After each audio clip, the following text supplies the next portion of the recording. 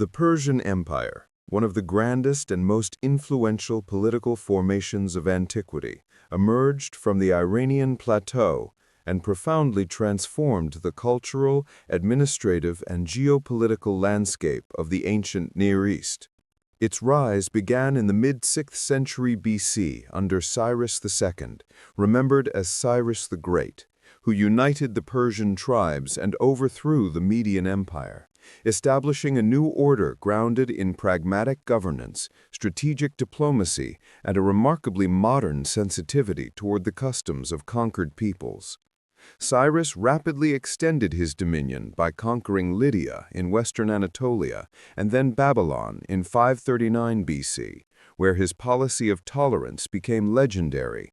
Instead of oppressing the diverse populations under his rule, he allowed displaced communities, most famously the Jews exiled in Babylon, to return to their homelands. This attitude of respect toward local religious and cultural traditions became a defining feature of the early Achaemenid state and contributed significantly to its stability.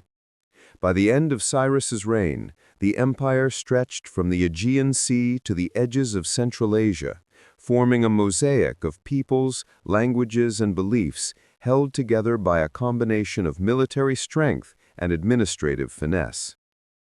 After Cyrus's death, Cambyses II continued the imperial expansion by conquering Egypt in 525 BC, adding the ancient Nile kingdom to the growing Achaemenid realm.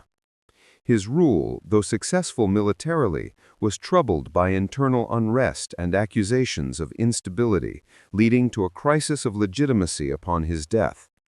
It was Darius I who restored order and reshaped the empire into a coherent, durable political machine. Darius reorganized the realm into satrapies, provincial units governed by satraps, whose authority was checked by royal inspectors, independent military commanders, and a sophisticated bureaucratic apparatus.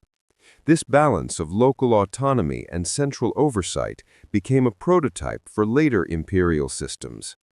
Darius also standardized taxation, introduced a unified system of weights and measures, and minted the gold daric, a coin that facilitated trade across Asia, the Mediterranean, and beyond. His construction of the Royal Road, stretching nearly 2,700 kilometers from Sardis to Susa, enabled rapid communication via a relay of mounted couriers, whose efficiency impressed even Greek observers.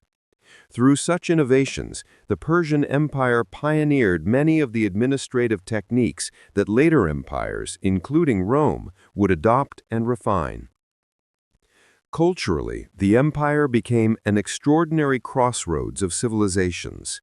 Persians themselves adhered primarily to Zoroastrianism, a religion centered on the cosmic struggle between truth, Asha, and falsehood, Druj, and on the moral responsibility of individuals to choose the path of order. Although Zoroastrianism functioned as a kind of ideological backbone for the ruling elite, the empire never enforced a cultural or religious uniformity. Instead, local customs flourished, temples were restored, and local elites often retained important roles in governance. This environment produced a world in which Mesopotamian scholarship, Egyptian administrative practices, Anatolian traditions, and Central Asian cultural elements interacted with Persian ideals, forming a cosmopolitan identity that impressed foreign visitors and subjects alike. The architectural masterpiece of Persepolis, begun by Darius and expanded by his successors, embodied this synthesis. Far from being merely a royal residence, Persepolis served as a ceremonial center where delegations from dozens of subject peoples brought tribute, symbolizing the unity of the empire through diversity. Its reliefs depict not subjugation through force, but an orderly procession of peoples, from Greeks to Babylonians, from Indians to Ethiopians, each represented with dignity, highlighting the Achaemenid vision of imperial harmony. The empire's military strength, however, was no less significant. The Persian army, composed of professional troops, subject levies, and elite units such as the Immortals, could mobilize quickly and operate across vast distances.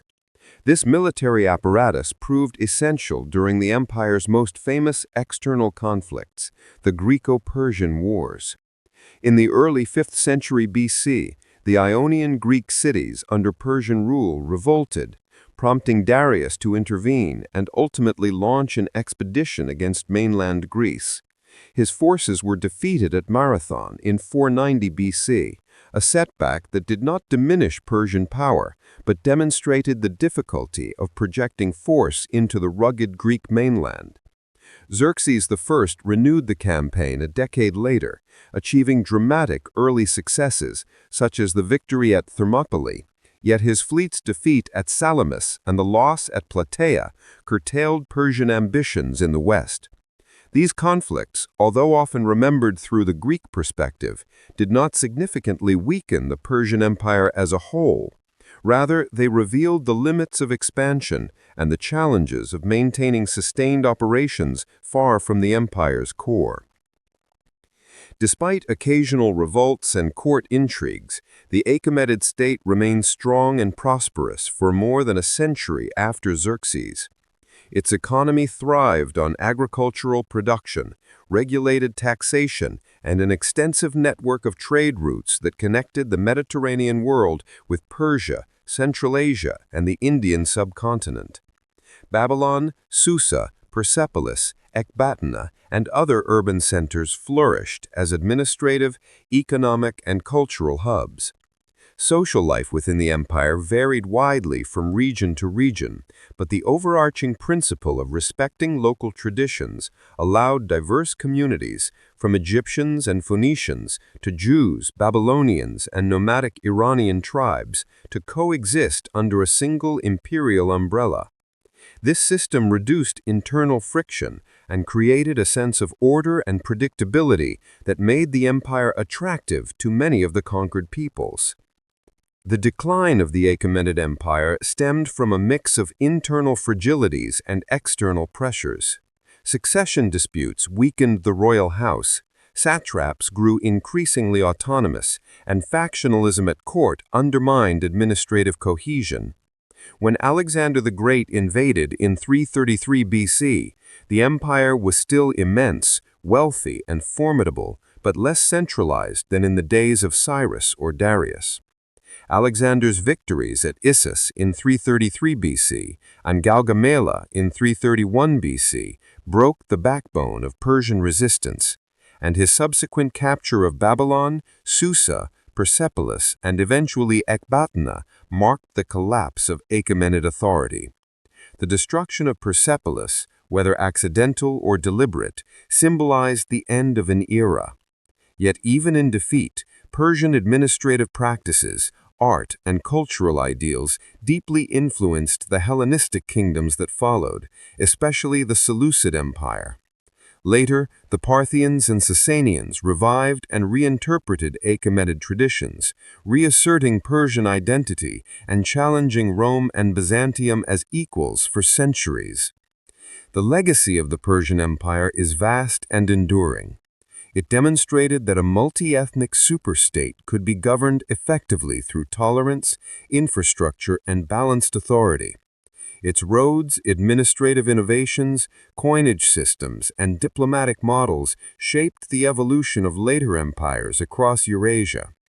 Its vision of imperial unity based not on cultural homogenization, but on respect for difference, contributed to one of the most stable and admired political systems of the ancient world. Through its achievements in governance, culture, religion, and architecture, the Persian Empire stands as a foundational force in human history, illustrating how power, when fused with wisdom and inclusivity, can create a civilization whose influence persists long after its political structures have vanished.